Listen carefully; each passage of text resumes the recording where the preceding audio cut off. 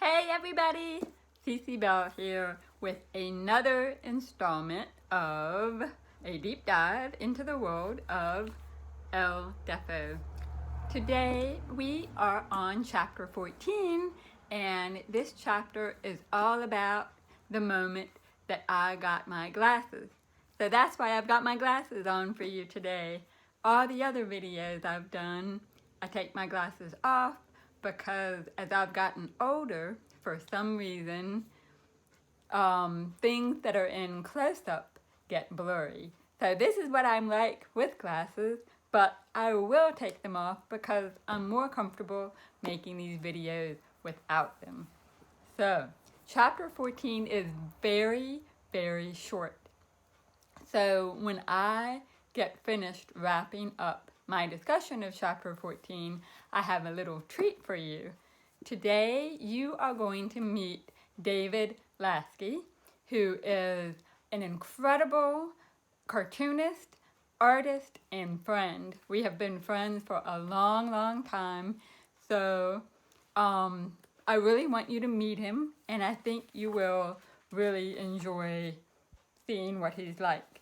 So you might remember right there, Color by David Lasky.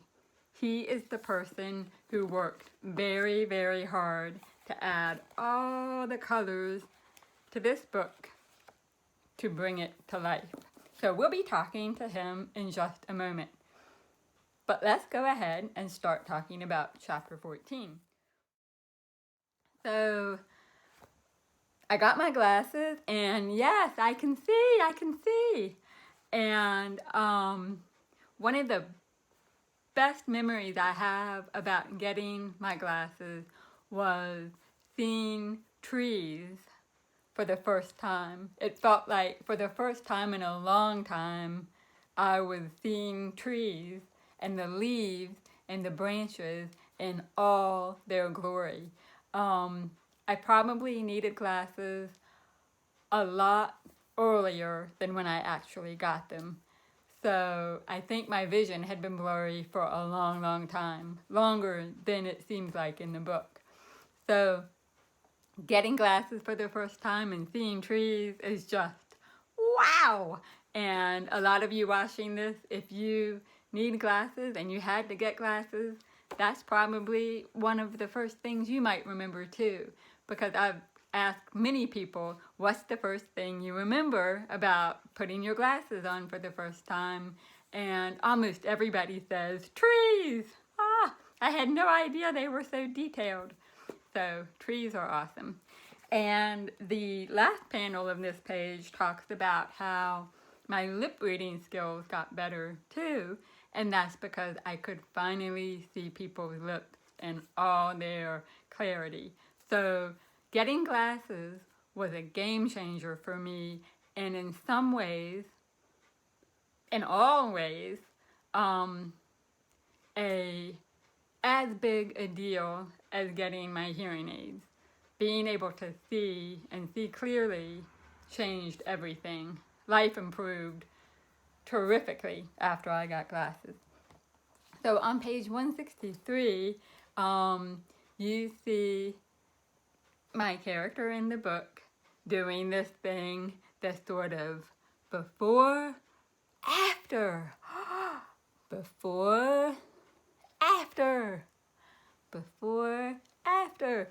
And that's true too. I spent a lot of time comparing, especially when I got to school the day after I got my glasses. And I remember spending a lot of time looking at the bulletin board. Oh, wow! I didn't know it said that. So, it's really cool when you get glasses. And page 163 starts probably my favorite Deafo fantasy in the whole book, which is when Deafo tries to find, or rather finds Mighty Martha, and is uses the glasses to hypnotize her. And so I really like that sort of hypnotic conversation they have. So I'll read it to you. Hello, sidekick. Oh, I gotta go. Whoa!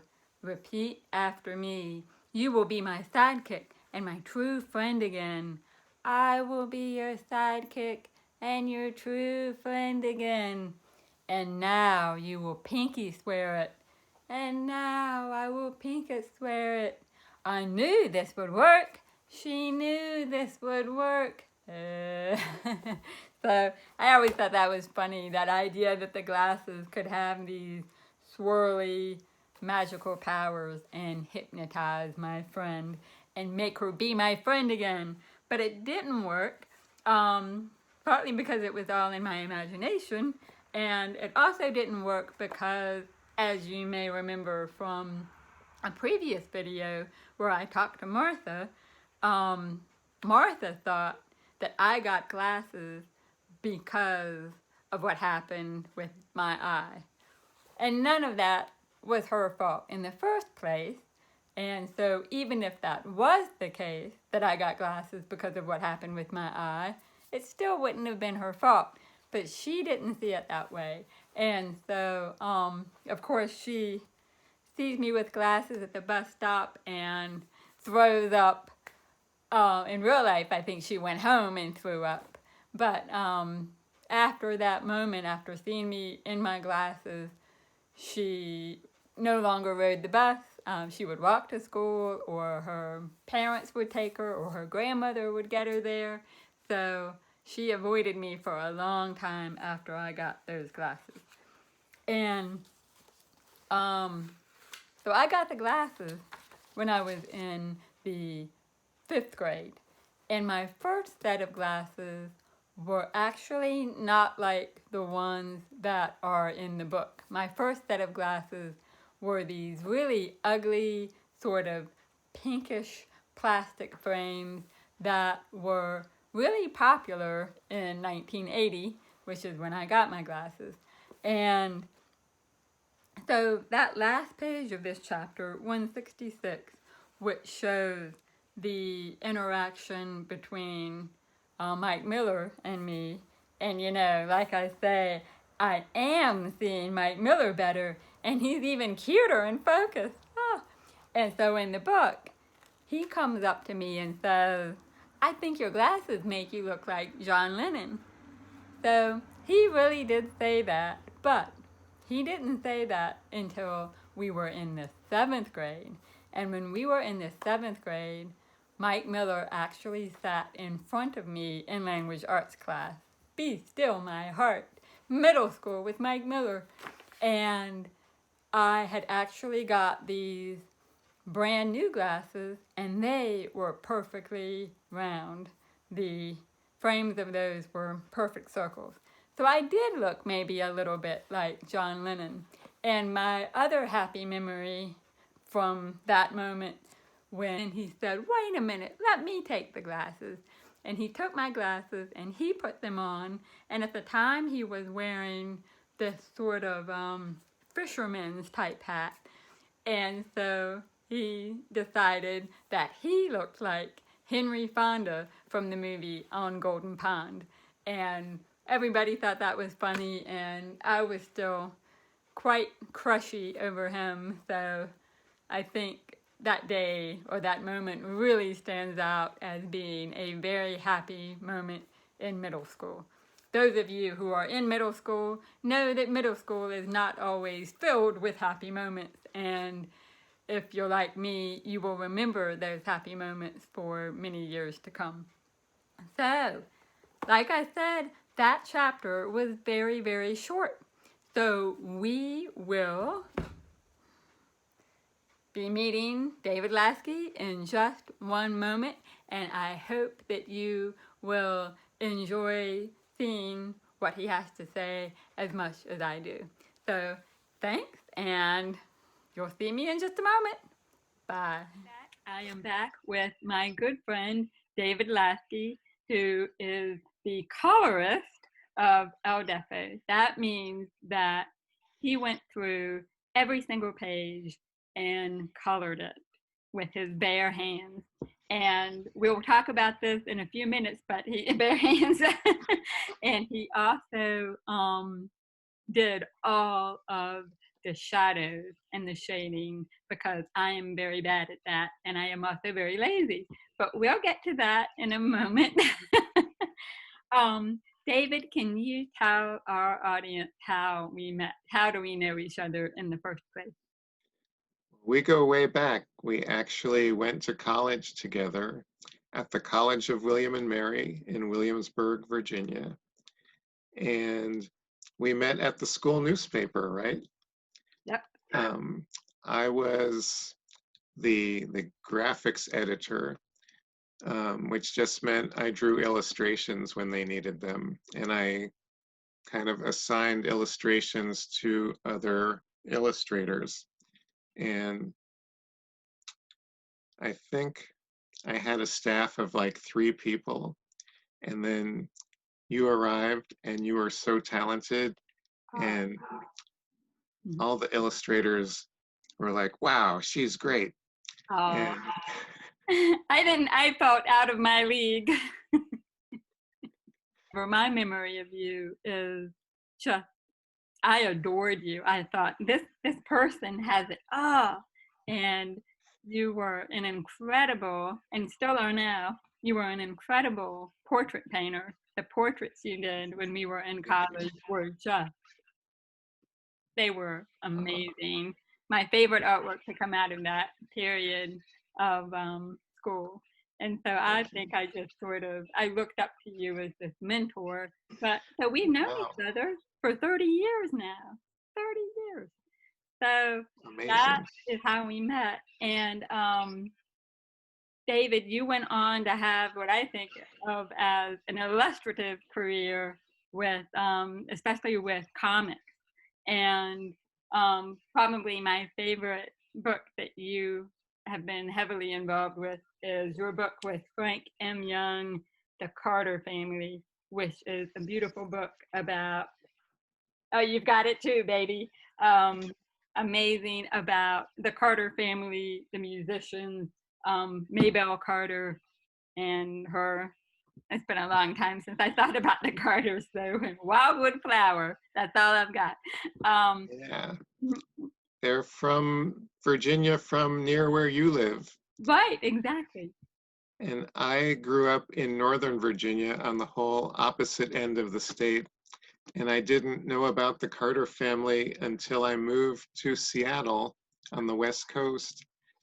And then I was getting their CDs at the library, and I thought, this is so great. Who are these people? And it turns out, oh, they're from Virginia. I didn't know. So I kind of learned more about Virginia after leaving Virginia. Now that's so interesting. It's an amazing book, and I think of your style as you do a lot of pen and ink, and it's highly detailed. The ink work that you do compared to the stuff that I do is more like, here's a line. That's all you're getting. And so, but that's an amazing book. And then you often send these fantastic sort of like year-end books, the work that you've done over the years, and they're filled with, a lot of them are filled with cats. You're the Yeah. master of drawing the cat. And, I've discovered in my old age that I really just like to draw cats. So why not just draw cats all the time if I can? right. So you got this job, the job of coloring El Deafo, because I actually had a different colorist, and that colorist became overwhelmed with a different job that he was doing, and very early on said, I'm no longer able to do this. So I went into a panic. And before I keep talking about that, the reason I needed a colorist, why didn't I color it myself, was I was on this deadline, and I discovered that I was very slow at drawing this. And this was my very first long form comic. And so I was sort of out of my depth. And so I needed somebody to help me with that. And it's a pretty common practice, actually, that one person draws it and inks it, another person might color it. So anyway, I lost my colorist and I sent you an email and I was desperate and I said, I lost my colorist. Do you know anybody who will color it for me? And what did you say? I'll color it. And I could do that. right. And so I about fell out of my chair because the person that I, revere as a comics master and mentor, which is totally true, was going to color something I did. And I knew that that was going to elevate it to a huge degree, and it did. And so you did it, and I sent you all this reference material. I sent you pictures of other people's work, what I might like it to look like. And I sent you lots of photos, actual photo reference of my family's house. And so you got a sneak peek into all that. So tell me, what was the hardest part of the job for you? I think, that deadline was hard. I only had maybe 4 months or less. I don't remember. It was rough. The job itself was fun because I'm coloring Cece Bell's comics. What a great job. But then, the sweat of they need this on this day, and it's over 200 pages. Yeah. And you were still drawing it while I was doing the colors. That's right. I would send you chapters. Yeah, we were both like, here's another round. Come on, David. Come on, go. But do you find coloring other people's work or your own work really tedious? No. And I should tell people it was colored on the computer. Right. And so I did it with my own hands, touching computer equipment. Some people use a DigiPen. I just used a mouse the old-fashioned way, and you're kidding me. You used the mouse? That's the way I color. Did you just select sections and do it that way? A little bit of. You were using the mouse? You used the mouse? I'm in awe. Wow. It's not the same as like making a painting with a brush, which is kind of satisfying. It's a relaxing activity, but on the computer, it's a little more mechanical to color things. But I'm still thinking like a painter, and in coloring your book or anyone's comic, I'm thinking of colors as a storytelling tool. Right. And what is Cece saying in this scene? Should it be bright, warm colors? Should it be more sad colors or kind of subdued? And so it wasn't like grunt work. It was more, I'm helping Cece tell this important story. And there's some boring computer stuff. Right. Well, that is awesome. I really do. What you just said is so true, that it's almost like you are the hidden storyteller of the book. That and I try to always give you credit when I talk about the book to anybody, that it's so clear, not just in the color, but in the way you did the shadows and certain things, like when it's a really intense moment with heavy emotions, there's a lot more shadows and it's darker, and you always seem to, like I said, you elevated the story. You gave it this extra thing that I don't think I would have been able to pull off as well, mostly because, I always think in bright colors. It's always going to be bright as a rainbow. Woo! Woohoo! And like I said, yeah, happy birthday. We're in the hospital. Yeah, woo! I lost my hearing. That's what would happen with the colors in my hands, I think. And so I'm it feels like the stars aligned for this book, and you were one of the main stars that was aligning for it. So I can't thank you enough for what you brought to the book. And I'm glad it wasn't a horrible job. I sent you chocolate. I kept you fed. That's true. Everyone should know that you're a great boss, that Oh, well, thank you. you mailed me chocolate bars for energy. And whenever you would send me a disc and I think printouts of all the pages. That's right. And they would be wrapped in like a green foil package. It would be like Christmas. But this is your job, David. But look how nice it looks. And you get a chocolate bar. Yay. Chocolate bar was kind of taped in to the cardboard package. And I saved the chocolate until like I really needed it. And I had one tough day and I was like, okay, this is the day when I eat the chocolate. I need that energy. Thank you, Cece Bell. I should tell people that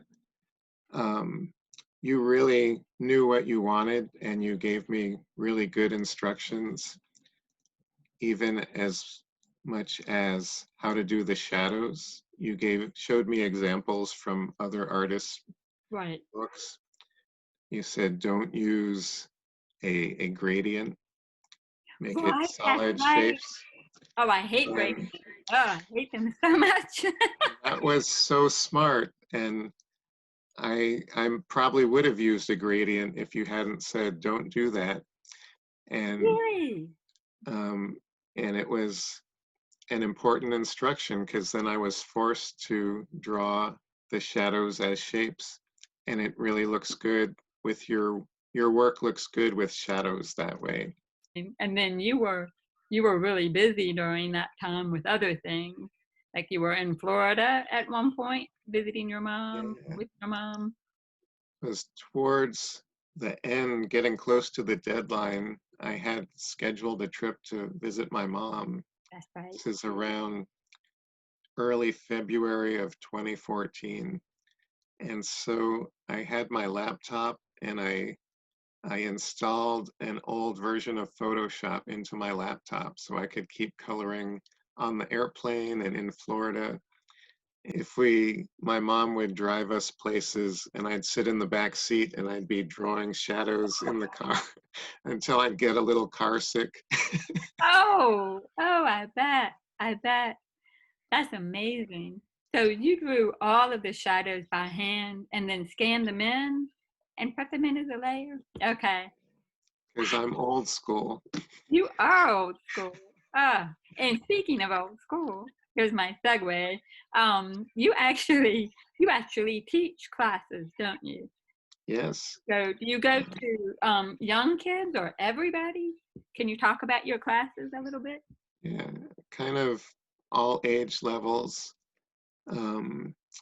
Mostly kids in about middle school, and then I do grown-up classes of all different ages. And at the time I was coloring El Deafo, I was doing maybe 1 or 2 days a week an after-school class for 3rd, 4th, and 5th grade. Right. It was just kind of a general art class. It wasn't comics. Most of the time I teach comics and cartooning. And that's kind of how I make my living, is half illustration and comics and half teaching. And for about 12 years, I've been doing it that way. And it's kind of nice not to have a real job. Definitely. Like driving the bread truck. You were driving a bread truck. I remember you doing that for a long time, it seemed like. Yeah, I delivered bread for a small bakery in Seattle. And even while coloring El Deafo, I worked a couple weekends as a substitute driver. Well, I guess we talked about everything I wanted to talk about. Was there anything else you wanted to add before we wrap up the amazing David Lasky story? I should, you can edit this out later, but I don't know. Maybe some behind the scenes Oh coloring yeah. stories. I think if I had to, I mean, I just loved coloring this book. It was so fun. Um, if I had to pick a, a scene that I really liked, Oh, I have one too. I'm gonna see if I can find mine. The one that I was like, oh man, he just made this so much better. I know exactly which one it is. like the Oh, slumber party, and yeah. I got to pick their the colors of the pajamas. That's And then right. And that whole the shadows and that they slumber. Yeah, became their super villain colors. that is those are great moments. I love that. And my favorites. Here it is. It's the way you did the film noir, and that you added all the shadows as if there was a the way they do the slats of a. I've lost my language here. I don't know what I'm talking about. Window shades. Venetian blinds. Yes, Venetian blinds. And I mean, I never would have. I don't think I would have figured that out. But you just made that little moment. I love that. Yeah. And And you took life drawing seriously in college, and I was picking my nose during life drawing. I just hated it so much. I mean, I just hated it. But if I had been paying attention, I think I would have. I would be better at drawing, and I also would have had a better understanding the way shadows work. And I try hard to make little models sometimes, just and then light the model so I can understand better the way shadows are. But that's cool. but I don't want to do that much. I just I'm I'm bored. I Oh yeah. can't get this to show up. Like this is perfect. It doesn't. You don't need to be a master artist to make good Right. comics. Right. I it took me a while to accept that, but I think that's very true, and I actually enjoy trying to make the to convey a lot of emotions, but with very few lines.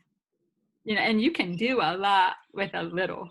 You really can, I think. That's the real secret to cartooning and being a great graphic novelist is do a lot with just a little bit.